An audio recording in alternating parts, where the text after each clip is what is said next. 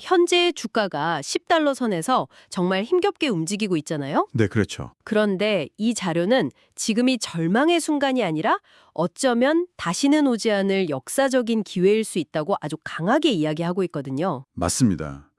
분석의 시작부터 끝까지 하나의 이미지를 계속해서 떠올리게 만들어요. 어떤 이미지죠? 바로 텅 비어서 아무도 없는 10달러짜리 몇 표소. 그리고 그 옆에는 아직 열리지도 않았는데 벌써부터 사람들이 바글바글한 30달러짜리 표소. 바로 이 이미지입니다. 아, 그 비유가 정말 강렬하더라고요. 모두가 춥고 외롭게 느끼는 지금, 왜 이 분석 자료는 굳이 아무도 없는 10달러 창고에 줄을 서야 한다고 말하는 걸까요? 네, 지금부터 그 논리를 아주 깊숙이 한번 파고 들어가 보겠습니다. 좋습니다. 자, 그럼 가장 불편하고 좀 뼈아픈 질문부터 시작해야겠죠? 네, 피할 수 없는 질문이죠. 주가는 대체 왜 이렇게까지 떨어진 걸까요? 일단 자료에서 지적하는 표면적인 이유는요. 최근에 발표된 10억 달러 규모의 자금 조달 소식입니다. 10억 달러면 우리 돈으로 1조 원이 훌쩍 넘는 돈이잖아요. 어마어마한 규모죠. 당연히 기존 투자자들은 자기 지분 가치가 희석되는 걸 두려워하고 있다는 겁니다. 그건 뭐 당연한 반응 아닌가요? 주식 수가 늘어나면 내 주식의 가치는 떨어지는 거니까요. 물론이죠. 하지만 이 자료는 바로 그 지점에서 우리가 한 걸음 더 들어가서 자금의 성격을 봐야 한다고 아주 날카롭게 지적합니다. 자금의 성격이요? 네, 이건 마치 두 사람이 돈을 빌리는 상황과 비슷해요. 한 사람은 당장 다음 달 카드값을 막을 돈이 없어서 급전을 구하는 거고요. 네. 다른 한 사람은 동네에서 시작한 빵집이 대박이 나서 전국에 프랜차이즈를 내려고 투자를 받는 겁니다. 아, 똑같이 돈을 구하는 거지만 그 본질은 완전히 다르네요. 하늘과 땅 차이죠. 전자는 생존을 위한 산소 흡기고 후자는 성장을 위한 로켓 연료라는 겁니다. 하지만 그건 너무 낙관적인 비유 아닐까요? 가게가 잘 돼서 2호점을 내는 거라면 은행이 줄을 서서 돈을 빌려주려고 할 텐데요. 굳이 기존 주주들의 지분을 희석시키면서까지 자금을 조달해야 했다는 것 자체가 뭔가 좀 문제가 있다는 신호로 읽힐 수도 있지 않나요? 굉장히 합리적인 의문입니다. 그리고 바로 그 지점이 이 자료가 말하는 공포와 기회의 갈림길이라는 거죠. 갈림길이요? 네. 자료의 분석은 이렇습니다. 조비와 같은 혁신 기술 기업, 특히 아직 매출이 본격적으로 발생하기 전인 이른바 프리레베뉴 단계의 회사는요, 전통적인 은행 대출이 거의 불가능합니다. 아, 왜 그렇죠? 담보로 잡을 만한 공장 같은 유형 자산도 없고 꾸준한 현금 흐름도 없기 때문이죠. 아, 그렇군요. 그래서 이런 기업들은 성장의 단계마다 유상증자와 같은 방식으로 투자를 유치하는 게 어찌 보면 아주 일반적인 성장 공식이라는 겁니다. 아, 그러니까 우리가 아는 일반적인 대기업의 자금 조달 방식과는 뭐랄까 다른 세계의 규칙이 적용된다는 거군요. 정확합니다. 그래서 이 분석은 이번 자금 조달을 회사를 살리기 위한 산소 호흡기가 아니라 더 높이 날아오르기 위한 로켓 연료라고 단언하고 있는 거고요. 로켓 연료라. 네. 당장 코앞으로 다가온 두바이에서의 상용화, 그리고 델타 항공과의 대규모 파트너십. 이걸 이행하려면 기체 생산량을 지금과는 비교도 안 될 정도로 폭발적으로 늘려야만 하는 시점이라는 겁니다. 결국 생존을 위한 자금이 아니라 폭발적인 성장을 위한 투자라는 시각이군요. 바로 그겁니다. 그렇다면 지금 시장에서는 완전히 다른 두 개의 영화가 동시에 상영되고 있는 거네요. 두 개의 영화요? 네, 우리 같은 개인 투자자들이 보는 영화는 내 지분이 희석된다는 공포 영화인데 아하, 네. 자료에 따르면 블랙록이나 뱅가드 같은 기관 투자자들은 사상 최대의 박앤세일이라는 액션 영화를 보고 있다는 거잖아요. 비유가 아주 정확합니다. 대체 그들은 우리가 못 보는 뭘 보고 있는 걸까요? 바로 그게 이 분석의 핵심입니다. 여기서 정보의 비대칭성 혹은 해석의 깊이 차이가 발생하는 거죠. 해석의 깊이요? 네. 개인 투자자들은 주식수가 늘어난다는 이 표면적인 사실, 즉 희석이라는 단어 자체의 공포를 느끼지만 네. 기관 투자자들은 그 10억 달러가 어디에 쓰일지, 즉 자금의 목적을 분석하고 있다는 겁니다. 아, 돈의 목적. 그렇죠. 그들은 이 자금이 미래의 더 큰 성장을 위한 발판이 될 거라고 해석하고 지금의 가격 하락을 아주 드문 저가 매수의 기회로 삼고 있다는 거죠. 물론 그건 장밋빛 시나리오고 만약 상용화가 계획대로 안 되면 맞습니다. 그렇게 되면 20억 달러는 정말로 주주들의 고통으로 남을 수도 있다는 리스크도 분명히 존재하죠. 알겠습니다. 자, 자금 문제에 대한 공포가 어쩌면 오해일 수 있다는 건 이해가 갑니다. 네. 하지만 그렇다고 해도 이 UAM, 그러니까 도심 항공 모빌리티라는 경기장에는 선수들이 너무 많지 않나요? 많죠. 정말 많습니다. 왜 이 분석은 수많은 선수들 중에서 오직 조비만이 금메달을 딸 거라고 확신하는 걸까요? 자료에서는 그 답을 수직 계열화라는 개념에서 찾고 있더라고요. 네, 수직 계열화라는 말이 조금 어렵게 들릴 수 있는데요. 네, 좀 그렇죠. 사실 테슬라를 떠올리면 아주 쉽게 이해할 수 있습니다. 테슬라가 수많은 경쟁자들을 물리치고 전기차 시장의 절대 강자가 될 수 있었던 핵심적인 이유 중 하나가 뭘까요? 디자인? 아니면 브랜드? 그것도 있지만 근본적으로는 자동차의 심장인 배터리부터 시작해서 두뇌에 해당하는 소프트웨어, 그리고 생태계인 충전소까지 모든 걸 직접 통제하고 만들기 때문입니다. 아, 모든 걸 다 직접 하는 거. 그게 바로 수직 계열화입니다. 조비 역시 기체의 핵심인 모터, 배터리팩, 비행 제어 소프트웨어, 심지어 관제 시스템까지 전부 다 자체 개발했다는 점을 이 자료는 굉장히 강조하고 있습니다. 저는 이 부분이 좀 헷갈리는데요. 경쟁사들은 이미 시장에서 검증된 훌륭한 부품들을 사와서 빠르게 조립하는데 네, 그렇죠. 그게 더 효율적으로 보일 수 있죠. 조비는 왜 굳이 모든 걸 처음부터 직접 개발하는 이런 어렵고 힘든 길을 가는 거죠? 시간도 돈도 훨씬 많이 들 텐데요. 이게 정말 장기적으로 이득이 되는 길이 맞을까요? 바로 그 시간과 돈이 더 많이 든다는 점이 역설적으로 조비의 가장 강력한 무기가 된다는 것이 이 자료의 주장입니다. 역설적이라뇨? 모든 걸 직접 한다는 건 그만큼 초기 비용과 리스크가 엄청나다는 뜻이기도 하죠. 한 군데서 문제가 생기면 전체 시스템이 멈춰버릴 수도 있고요. 맞아요. 하지만 이 고통스러운 과정을 거쳐서 모든 것을 내재화하는 데 성공하면 그때부터는 누구도 따라올 수 없는 두 가지 장점을 갖게 된다는 겁니다. 누구도 따라올 수 없는 장점이요? 그게 뭔데요?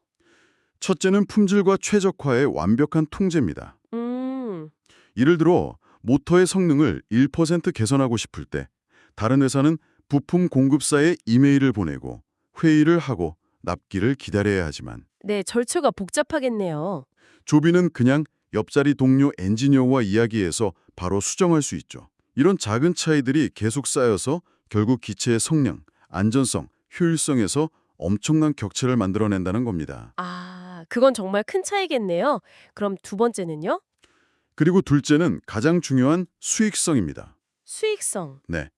모든 걸 직접 만들기 때문에 나중에 대량 생산이 시작되면 경쟁사들보다 훨씬 저렴한 요금을 책정하고도 이익을 낼 수 있는 비용 구조를 이미 갖췄다는 주장입니다. 잠깐만요. 그럼 이 분석 자료에 나오는 도요타라는 이름은 뭔가요? 아, 그 부분. 메시가 동네 축구팀 코치를 해주는 격이라는 비유가 정말 하하 놀라운데요. 네, 저도 그 비유를 보고 무릎을 쳤습니다. 이게 그냥 자문만 해주는 수준이 아니라 생산 라인 설계부터 함께 한다는 건 거의 신생팀이 월드컵 우승 감독을 데려온 거나 마찬가지잖아요. 정확합니다. 경쟁사 입장에서는 거의 반칙처럼 느껴지겠는데요. 그렇죠. 그 비유가 모든 걸 설명해 줍니다. 전 세계에서 제조업, 특히 소품종 대량 생산을 가장 효율적으로, 가장 완벽하게 해내는 회사가 바로 도요타입니다. 네, 뭐 그건 모두가 인정하는 사실이죠. 그런데 그 도요타가 조비의 생산 라인 설계를 처음부터 돕고 있다는 사실은 정말 엄청난 의미를 가집니다. 다른 신생 기업들이 제품을 수백, 수천 대씩 찍어내면서 필연적으로 겪어댈 수많은 시행착오와 품질 문제들. 이른바 생산 지옥, 프로덕션 헬이라고 하죠. 맞습니다. 그 지옥 같은 생산 지옥을 조비는 도요타라는 세계 최고의 과외 선생님 덕분에 그냥 건너뛸 수 있다는 겁니다. 와, 그건 정말 돈으로 살 수 없는 혜자네요. 시간으로도 살 수 없죠. 특히 도요타라는 과외 선생님이 옆에 딱 붙어 있다면요. 바로 그겁니다. 이것이야말로 다른 경쟁사들이 돈으로도 시간으로도 결코 쉽게 따라할 수 없는 강력한 경쟁 우위, 즉 해자, 모트가 된다는 것이 이 분석의 핵심 논리 중 하나입니다. 좋습니다. 기술과 생산에서의 압도적인 우위, 그러니까 혜자가 있다는 건 충분히 이해가 갑니다. 네, 하지만 그건 전부 아직 실현되지 않은 잠재력일 뿐이잖아요. 맞습니다. 아직은 가능성이죠. 이 모든 가능성이 과연 언제, 어떻게 현실 세계에서 폭발하게 될까요?